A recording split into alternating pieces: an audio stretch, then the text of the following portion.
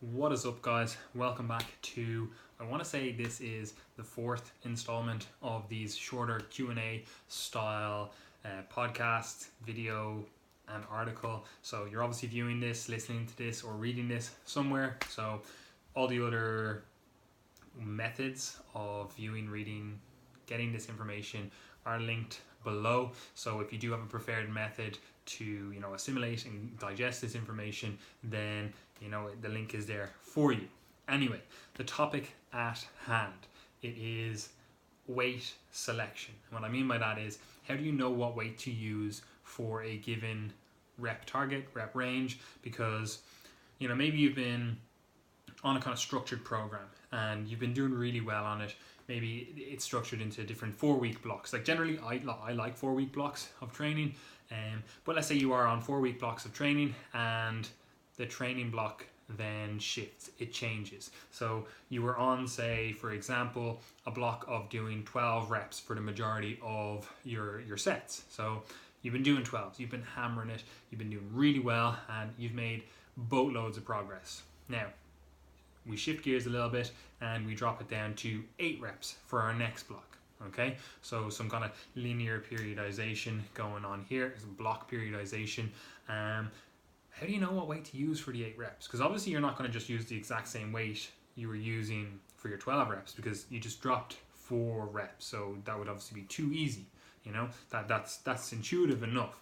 However, what weight do you then choose? Do you just bump it up to, maybe you're using dumbbells, and do you just bump it up to the next 2.5 kilo jump? Because that's generally what people kind of do. They're like, oh well, I stopped on this, I'm just going to increase it a little bit. I'm not quite sure how much I should be increasing it, and for something like dumbbells, not a huge issue, because with the 2.5 kilo jumps, they are probably going to be in line with what I'm going to tell you in a second. However, for some people that may be too much. However, with other people it may be too little, so being able to select the correct weight is vital for you not spinning your wheels. Now, this obviously isn't going to be a huge discussion on periodization itself, and there are potential reasons you may just go, I'm going to start on a lower weight and build up over a block, but so we're not going to get into the subtle nuances of this. What I want this discussion to be about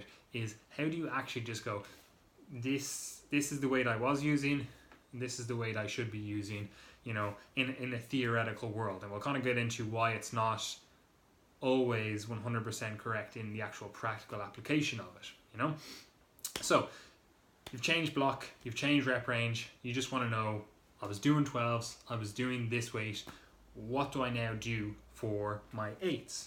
What weight do I choose? Now, to accurately give you an idea, or rather to give you a recommendation to decipher or actually decide on what weight to use, you have to then take into account that I'm actually assuming a lot of things when I give you these recommendations, okay? Because there's no way of knowing how you can, or how you are able to do 12 reps versus 8 reps, or 12 reps versus 5 reps, if we don't know that first of all, your nutrition is standardized.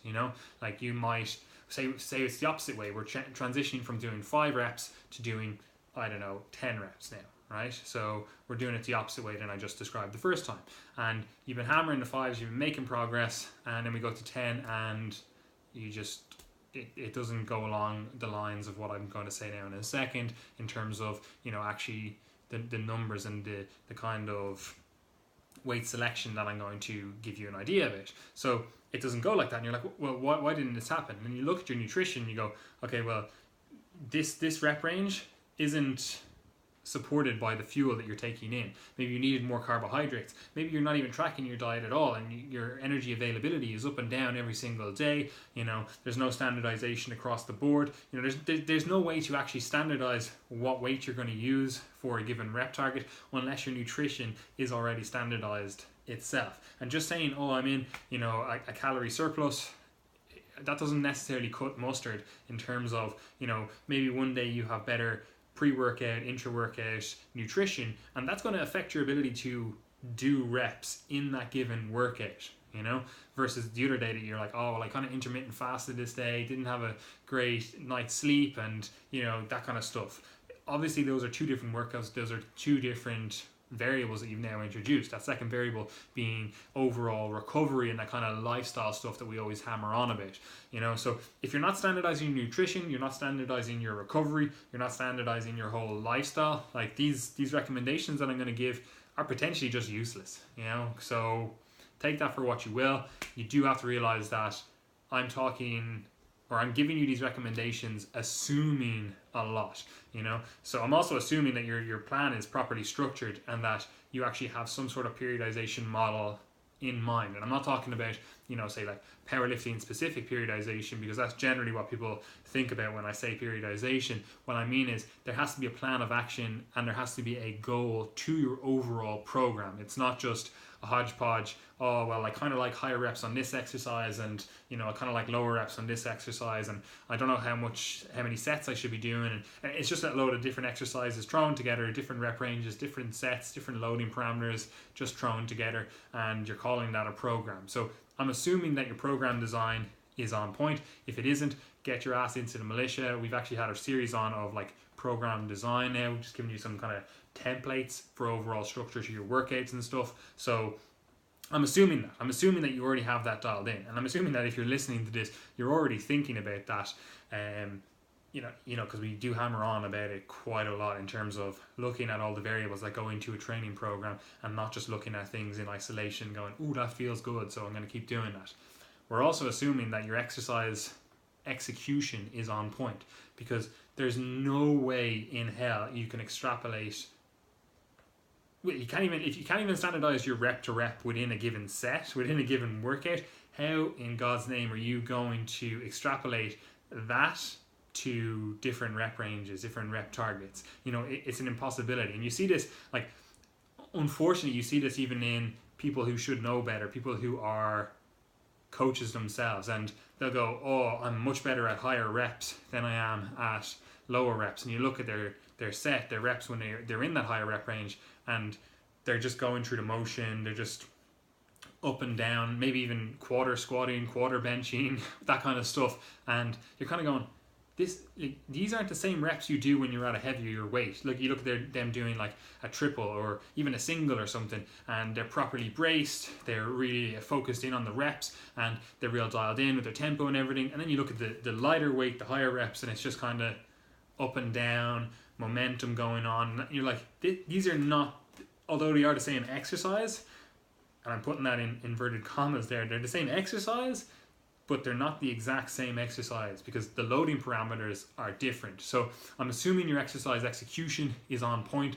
You actually understand the goal of that exercise, but not only that exercise, the goal of why it is in the program at that time and why you've chosen those loading parameters for that given exercise. And included in that, I'm talking about, you know, the tempo of the exercise, the rest periods between the sets, all of that kind of stuff, you know, because if that's not standardized, it's impossible to correlate data from that. You know, you can't say, oh, well, you know, I one time did you know, I don't know, 20 reps with a certain weight in the squat, and it's like, that's cool. Like, the amount of times, and this is one of the downfalls of this method that I'm going to give you now in a second, the amount of times I've seen people kind of correlate upwards. Like, they'll do a max effort set, and it'll be, and I don't mean max effort as in the intensity is as high as possible, because that's generally what people think. They think, oh, max effort means, you know, as much weight on the bar and I'm doing a single. No, I'm talking about max effort in terms of you just go to failure, you get as many reps as possible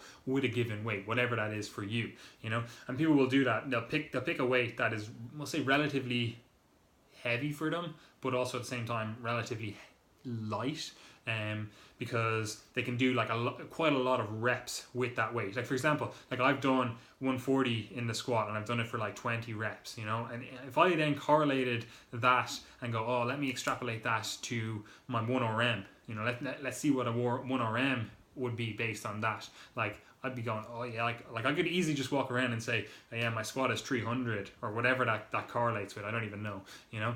But that is just simply not the case, because you look at those actual individual reps in that max effort set, and it's almost like a rest pause set in terms of, maybe the first 8 I'm kind of, locked in, dialed in, and they're very tempo, or well, they weren't actually tempoed, but they're very straightforward in terms of they're almost continuous. I am bracing and breathing at the top of the rep, but then you look at the subsequent reps after that, and I'm taking 2 to 3 breaths in between, then I'm going maybe 1-2 reps, then again 2-3 breaths in between, 1-2 reps, and I keep going that way. And like those reps aren't the same even within that one set, so you can't extrapolate that then into a 1RM, a 3RM, 5RM, that kind of stuff. You have to take it for what it is and go, that given those loading parameters is the amount of weight that I can use. That doesn't mean that correlates when I then change those loading parameters, change the actual execution of the exercise.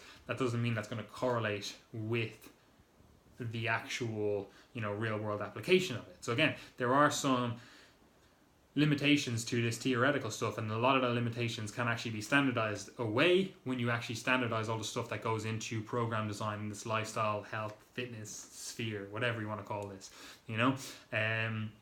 so on top of that, then we've got individual differences. So I'm going to give you the method, and then we're going to discuss like individual differences. So if you look at it, the maximal, like the absolute max weight you can lift, so you can do 1 rep, and that's it. You can literally lift no heavier, so it is 100% of your effort. Okay, that is correlated with 100%, right? So you can use that, and I'm not just pulling these figures out of my ass. They do have some backing, and again, there are studies conflicting in terms of one of them might say 70%, one of them might say 72%. So I'm just giving you rough estimations of these figures, but they should give you what we want to give you from this, a rough estimation of how to select weight in the future. So 100%, that's 1 rep. Then you got, we'll say 90%, that's 3 reps. Some people will say that 95% is 2 reps, but that's again, there's a lot of, once you get that heavy, there's a lot of individual differences that kind of go there, and some people might be 92%, some people might be 97%, so there is a lot of difference in that kind of higher intensity bracket. But yeah, so 100%, that's 1 rep, 90%, that's 3 reps, 5 reps, generally 85%, 8 reps, generally 80%, 10 reps, generally 75%, and then finally 12 reps, and that's generally 70%. So that gives you a rough kind of framework, okay? So what you do with that information then is, say again, we go back to the original example. We were doing 12 reps. We got, make this math really simple. We were doing 12 reps, and I was benching, we'll just use the bench, I was benching 70 kilos for 12 reps, okay? So I know 12 reps roughly correlates with 70%, okay? So I've got that. What I want to do then, I want to get 1%, because I want to know how to get the next rep range, which is 80%. So all I'm going to do with that is divide by 70, okay? Now these are really simple maths, because so it's 1 kilo is going to be, my whatever 1%, and then I can multiply that by 80, okay, and that'll give me my actual figure then for my 8 reps, because that's what the 8 reps correlates with, so that's roughly what you're looking for. You want to find out 1%, and then you want to find out the corresponding percentage. So whether it's 5 reps, whether it's 8 reps, whether it's 10 reps, 12 reps, 3 reps, 2 reps, whatever it is, there's going to be a corresponding percentage, and that's what you can use to very roughly pick the weight you want to, or rather you want to pick, that is how you roughly pick the corresponding weight to the loading parameters you have chosen. However, that isn't always the case in practice, and what I generally recommend people do is use that information to get a very, very rough idea of what kind of weight they should be aiming for when they change a rep target, rep bracket, So again, say you're on that 4th week of your program, you're at 12, and you were doing 70 kilos and you're going, yes, really nailed that was great, and you're going, the next week we then change to 8 reps, so I want to choose something that is kind of close enough to where I should be for that 80%, assuming you're obviously taking all these sets to failure or close to failure. So you want to choose a weight that's roughly corresponded with 80% now, because you're changing to that 8 rep. So that's going to be 80 kilos, given the example we just used. Maybe you wouldn't jump straight into that 80 kilos. Maybe you might go 77.5, whatever it is, maybe something close to that 80 kilos. So you're not just going, oh, well, the math says this is exactly what I'm going to be able to hit. If you've never been that lower reps, especially if you go from, say, something like an 8 rep target to a 5 rep target, or say a 5 rep target to like a 3 rep target, the increase in intensity might just change the mechanics of the exercise, so to speak, for you as an individual, and might throw off, maybe bracing patterns, that kind of stuff, and you're just not used to handling that heavy a weight, so it might just throw things off just a little bit. So you do want to err on the side of caution when you use these. However, it gives you a little bit of an easier progression in terms of weight selection, because again, using that example we just used, if you did the 70 kilos and you go, I've no idea what next weight I should use, let's just go for the smallest weight increase that we can use, and you got maybe 1.25s either side, so now you're at 72. So before you, again, we're assuming that this program is taken to failure each time. That's your loading parameter. You're doing a max effort kind of set, and that's what you want to do.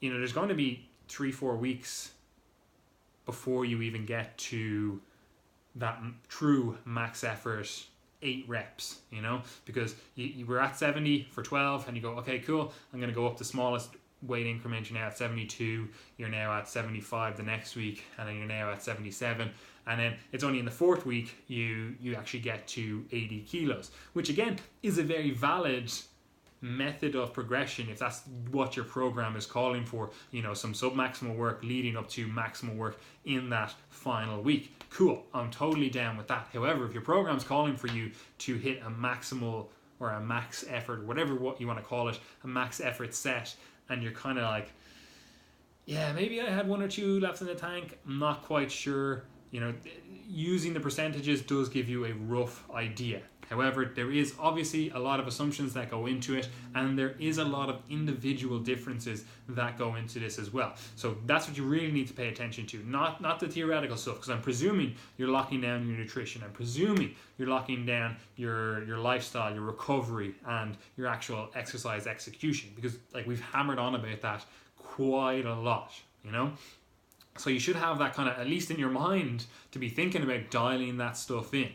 However, there is obviously a lot of individual differences. And I know people these days don't like to think of individual differences in terms of, well, anything realistically. They kind of want to assume that we're all just one group and we're all just the exact same. We can all be perfect. It's just not the case. For you, maybe you have predominance of slower twitch fibers, and that's going to let you do maybe not lift as heavy, but be able to lift more reps for a given intensity load, like percentage. Like you can see, again, depending on your genetics, depending on your muscle fiber type, depending on how you have trained up to that point, you might be an absolute killer at 90%. You might be able to get 10 reps at 90%, but you're just not able to translate that into heavier weight. You might just go, okay, boom, 10 reps, I can kill that, but then as soon as you increase the load, it just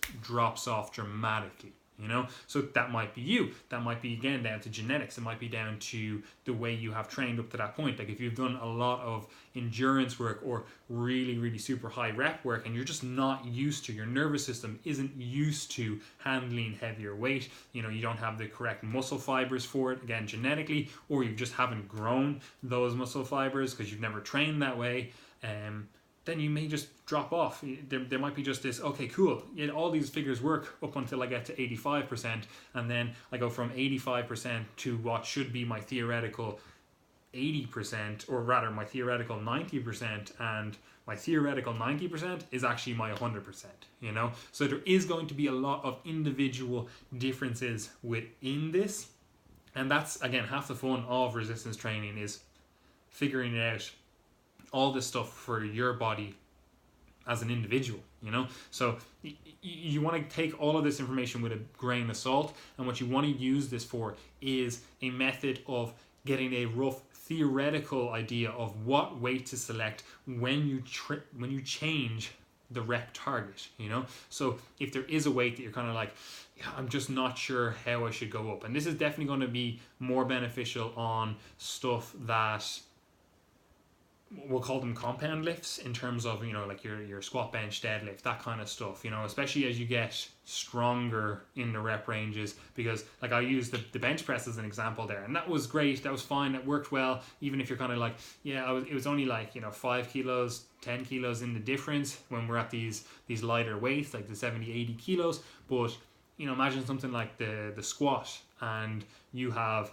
a theoretical max, or you have an actual max 1RM of 200 kilos, you know? So a 10% difference there is 20 kilos, you know? So you could be trying to load that, if you're only doing the smallest jump possible, you know, whatever, 2.5 kilos per week, like you're going to be a long time trying to get nearly just below, you know, whatever, 10 weeks, trying to get to a maximal weight, you know? So being able to more accurately select the appropriate weight will allow you to make progress more linearly. That's what I'm going to say, you know? So again, this is simply theoretical. It's to give you an idea of how you could potentially go about selecting a more appropriate weight when you change rep ranges, you know? So that's it, guys. There is obviously an article with this as well if you want to kind of dive in a little bit deeper. There is obviously a lot more information in the militia itself in terms of actual program design and all the variables that we're kind of talking about as well, because they are the kind of forgotten stuff that people just assume that, you know, if you look at a training program that's in a study or, you know, written on a plan, you just assume that, oh, well, that's what that means based on your interpretation of what that means. However, when you look at that in the actual application, even in a study, even in, you know, an individual, it's completely different, and all these other variables are just forgotten, and it's just assumed that, yeah, like this is the same whether you do it, I do it, Johnny down the street does it, when realistically it's not, you know? And while this does obviously account for a lot of the variation you see when someone does a program and their friend does a program, they're not actually doing the exact same program unless they are actually standardizing all of these things. And that's where a lot of these differences occur. Now obviously there is a lot to do with genetics, like we said, you know, how you've trained previously, how you are just put together in terms of like even your mitochondrial efficiency, your substrate utilization, you know, carbs, fats, that kind of stuff, and your nutrition as a whole, your recovery capacity, you know, like even down to, you know, stuff like sex hormone status, like your androgen status and stuff like that. So all of this stuff is to be taken into account. However, a lot of this stuff can't be 100% taken into account, so you have to do a lot of experimentation of see how you respond, see how these kind of percentages apply to your body, you know? So that's what I'd recommend you guys do. Obviously, you do want to have the best information available to you right now. However, you do have to realize that anything discussed with regards to training, especially with regards to program design, is always going to come back to how does that actually work for you as an individual, given your unique demands, given your unique stressors, given your unique, if I could speak, given your unique